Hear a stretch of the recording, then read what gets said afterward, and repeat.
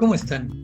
Bueno, pues a solicitud de mis compañeros, mis hermanos, mis amigos, les hago algunos comentarios en este tiempo sobre la Biblia. Y los comentarios voy a hacerlos apoyado en el libro Historia de la Biblia de Luis A. Portillo. Así que, sin más, vamos a ellos. El primer comentario tiene que ver con que en ninguna parte de la Biblia se nos instruye a traducir ni a colocar los libros sagrados en un solo tomo, ni mucho menos usarlos o compartirlos como propaganda. La Biblia moderna no es bíblica en ese sentido. Se utiliza para promoción, para divulgación, para difusión, para que sea conocida la palabra de Dios. Pero en sí mismo en la Biblia no encontramos traduzcan y sáquenle copias a la Biblia para que todos la tengan. Eso no era así.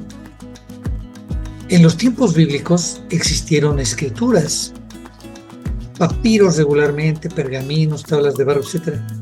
Estos eran rollos, o sea, textos separados. O sea, no era un libro, imagínense los rollos de papiro y tenían sus textos ahí escritos y solamente se utilizaban en las sinagogas. Atención en esto, no todas las sinagogas tenían todos los textos ni todos los papiros. Algunas sinagogas tenían unos pocos textos o acaso un texto. Eran pocas las sinagogas que tenían muchos textos. Claro, seguramente existía alguna sinagoga que tenía la mayor parte de todos los papiros. Ya hablaremos más tarde de dónde están esos textos y esos papiros, quién los tiene actualmente. Pero en aquella época los textos eran separados y bueno, no estaban ordenados tampoco cronológicamente, es decir, tal texto fue escrito en el siglo XV antes de Cristo, otro en el siglo XIV, no se consideraba eso, no se tomaba en cuenta siquiera. Simplemente era parte de la tradición porque era un pergamino que algún rabino se lo había entregado a otro o que algún escriba autorizado, ya veremos más adelante quiénes eran los escribas, había copiado el pergamino y entonces ese pergamino autorizado se copiaba, incluso se sabía quién lo había copiado y en qué época lo había copiado. Y obviamente pues no existían bases de datos ni internet, o sea, si se copió en Babilonia y de pronto lo ves en Egipto, bueno, notas el nombre de alguien que existió hace 70 años y que quizá no era conocido, pero esa era la manera como se trataban los textos sagrados solo por un grupo de personas que conocían el texto, el lenguaje, el idioma y lo podían traducir y esto se copiaba para que estuviera en la sinagoga. Nada de que no había en ninguna parte durante siglos, la Biblia no lo tiene y hasta la fecha tampoco, la instrucción de que se recopilen y se unan en un libro y se divulguen y se impriman tantas unidades de estos y que todo el mundo lo tenga. Esto no existió. Ahora, en la antigüedad cada sinagoga tenía sus propios papiros, los cuales eran copiados a mano. Por eso decía los escribas, los escribían. Eran expertos en escritura, muy educados y cultos. Es decir, no cualquiera podía escribir papiros. Por ejemplo, Jesús sabía leer. No sabemos si Jesús era escriba, al parecer no lo era. No sabemos si era fariseo, al parecer no lo era. pero sí sabía leer, como algunos, porque no todos los judíos sabían leer. Entonces, solamente algunos hombres expertos preparados y formados en el espíritu de las escrituras, ellos podían copiar. A ellos se les llamaban escribas. Pero ojo, aquí queremos subrayar algo. Podían copiar, pero no traducir. La Biblia no decía, traduce el texto sagrado al idioma de las personas. No, en absoluto, eso tampoco es bíblico. Por lo contrario, los escribas y los rabinos afirmaban que lo sagrado era lo escrito en hebreo. El hebreo es el lenguaje con el que Dios habló a Moisés y es lo sagrado. Lo otro no debe ser. Por eso las traducciones era algo que espantaba. Los papiros se conservaban en las sinagogas. O sea, ¿cuál era el lugar de estos textos sagrados? Las sinagogas. Y tenían un lugar específico. Eran lugares muy bien resguardados, muy bien cuidados. Eran textos sagrados. Y solo podían ser leídos por sacerdotes o rabinos quienes sabían leer y traducirlos. O sea, sabían leer el hebreo y traducirlo al idioma de las personas. Explicarles. Yo no les puedo decir si se los leían en el idioma de las personas o les explicaban el párrafo, así como Jesús leyó el texto de Isaías, lo leyó en hebreo y lo comentó en hebreo. Entonces, para eso había que conocer hebreo. Si no lo puedo leer, pero lo entiendo. Y entonces, no sabemos si los fariseos o los rabinos lo leían en hebreo y proclamaban, y todos los seguidores en las sinagogas los entendían en hebreo. Y no solamente se leía en hebreo, sino se hablaba en hebreo, se interpretaba en hebreo. Entonces, aquí no había traducciones, aunque bien los rabinos podían traducirlo porque hablaban otros idiomas, pero no sabemos aquí. Aquí nos puede enriquecer algún rabino o alguien que conozca de buena fuente en aquella época. Entonces, los papiros y pergaminos se pasaban de generación en generación. Eran unos trozos de lo santo, trozos selectos, trozos elegidos, como no se podían reproducir, eran escritos a mano y se tardaba mucho en escribirlos. O sea, un rico puede decir, yo quiero que me escriban los textos y reúnan los. Pues para empezar era costosísimo escribirlos a mano, y luego no había como hoy discos magnéticos o Bluetooth o súbanlo a la nube. No. Eran rollos larguísimos y en número muy amplio. Simplemente vamos a ver más tarde que los códices que se llaman el conjunto de estos papiros, son más de 800 papiros, y cada uno algunos son pedazos de papel, otros son largos trozos de papiro, pedazos de papiro y largos trozos de papiro, a los cuales se encuentra en un códice. Y era realmente imposible en la antigüedad ver esto. No existía papel, no existía máquina de escribir, menos computadora. Entonces era difícil. Entonces los papiros y pergaminos se pasaban de generación en generación. Y aunque Jesús leyó el libro de Isaías y Jesús era escuchado en la sinagoga, aquí esto le pongo atención porque yo pienso que no cualquiera podía ser escuchado en la sinagoga, a menos que tuviera autoridad como escriba, como fariseo o como un judío ilustre, y que fuera escuchado por escribas y por fariseos con atención. Entonces posiblemente aquí no se dice, porque se supone que en los evangelios lo que se ha escrito y promovido era que los escribas y fariseos eran enemigos de Jesús y Jesús les habla de hipócritas, Entonces seguramente Jesús no era fariseo ni era escriba, aunque sabía leer, pero seguramente Jesús sí era judío. Eso sí no podemos negar. Jesús no era cristiano, Jesús era judío. Entonces Jesús, por ser judío, no portaba papiros, no los traía bajo el hombro ni en su morral, y tampoco los andaba repartiendo.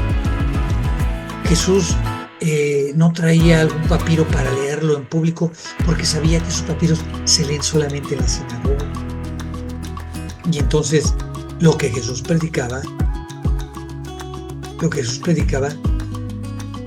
no lo tomaba de los papiros, aunque seguramente podía ser clara referencia a ellos cuando decía: fulano profeta dijo, pero yo digo, fulano dijo, pero yo digo, pero no los estaba leyendo, estaba refiriéndose a ellos para confirmar esto.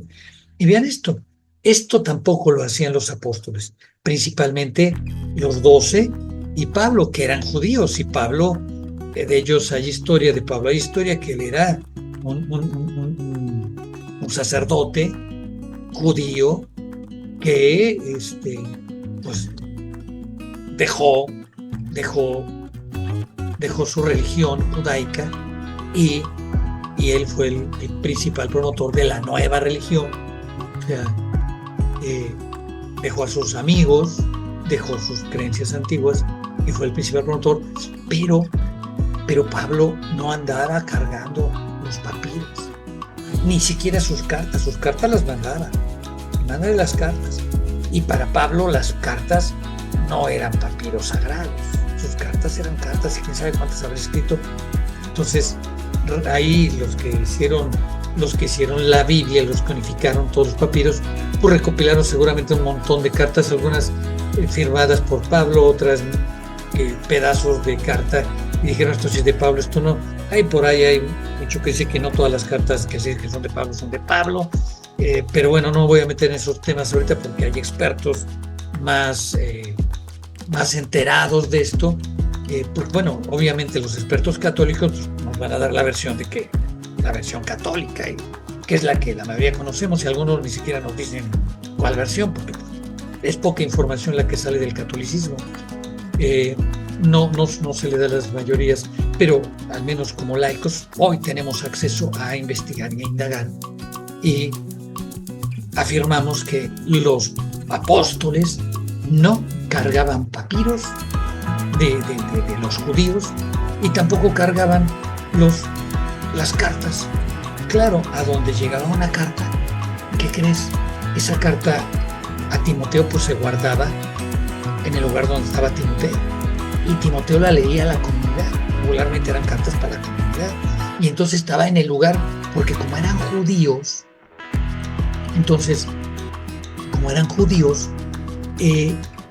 traían las costumbres judías, y en esa lógica los textos los papiros o las cartas están en el lugar, en la sinagoga. Aunque Pablo ya escribía en griego, porque muchos judíos a los que le escribían eran judíos que hablaban el idioma de aquella época, el internacional, que era el griego, así como hoy tenemos el idioma internacional, el inglés, y pronto será el idioma internacional chino. Antes el idioma internacional era el griego, no era el latín, en la época de Pablo. Entonces Pablo escribía en griego, y parece que también escribía a los romanos en latín, a menos que también escribiera en griego, porque las cartas, los más antiguos escritos de Pablo se tienen en griego. Ya después tenemos en latín, pero los más antiguos se tienen en griego. Entonces aquí esto se los comento porque los papeles estaban ahí, y seguramente ya había otra dinámica de compartir la información de boca a boca. Fíjate que en la carta Pablo nos dice esto y nos dice aquello, pero quizás se copiaban las cartas, pero no se traducían. Y bueno, parte de estas copias son las que tenemos muchos, y de las cuales se traduce la Biblia. Entonces, eso sucedía. Pero como los cristianos andaban moviéndose y empezaban a traducir textos del Antiguo Testamento en griego, más lo que escribía Pablo, y otros cristianos escribían en griego. Entonces en el 70, el concilio de Jovnia, donde los rabinos se reunieron y dijeron: a ver, tenemos que resguardar lo que nosotros consideramos que es lo judío. Y ahí guardaron un número que está escrito en el Concilio de Jonia en el 70 después de Cristo, porque se hizo un relajo en todo el Medio Oriente, en Roma, en Israel. Entonces los judíos, espérate, estos cristianos, estos nazarenos están haciendo un relajo y ya los textos sagrados los están traduciendo en griego y los están divulgando por el mundo. Entonces, ¿qué está pasando? Y hacen ellos y solo admiten cierto número de textos, no recuerdo cuántos, pero son claros, y solo admiten que solamente los textos hebreos tienen título de sagrado, todo lo demás no. Por supuesto, estos textos de Jonia no incluyen ni los evangelios ni las cartas de Pedro, no, estos son lo que conserva los textos de los judíos. Y pues no era práctica del cristianismo primitivo hacer copias de textos sagrados para aportarlos o compartir a los fieles, menos para hacer propaganda. Y no podían hacer propaganda, ¿por qué razón? Pues por la sencilla razón que los mataban.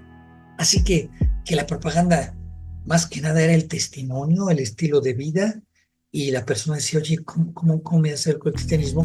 Y pues alguien le platicaba de boca, pues yo conocía a Pablo, o yo conocí a Pedro, o yo conocí a Santiago, o vino aquí Timoteo, y de boca en boca, pero nada de voy a llevar textos en el hombro y se los voy a dar para repartir como propaganda, en absoluto. Esto surge hasta el año 397 después de Cristo, cuando hay ahí en la historia de la Iglesia una componenda entre el Imperio Romano, el emperador, y algunos obispos de Roma, que acuerdan en que, pues, ¿qué crees? Pues el cristianismo vamos a convertirlo en la religión del imperio. Pero el cristianismo me tiene que ayudar a unificar el imperio. Entonces es una época de concilios, etcétera. No voy a hablar de ese tema, pero por supuesto que todos aquellos que no estuvieran con la Iglesia católica, con los libros que marca la Iglesia, digamos en aquel momento católica, romana, una apostólica y romana, pues ¿sabes qué? Muerte, o estás fuera del imperio. Por eso, desde aquel entonces, inclusive, pues antes que los bautismos se hacían a personas ya mayores que habían dado pruebas de su fe, de que tenían costumbres cristianas, pues se suspendió, porque entonces, ¿saben qué? Hay que bautizar en masa y a ver, demuéstrame, y entonces la Biblia hay que unificar todos los libros, solamente lo que nosotros decimos es verdad, todo lo demás no.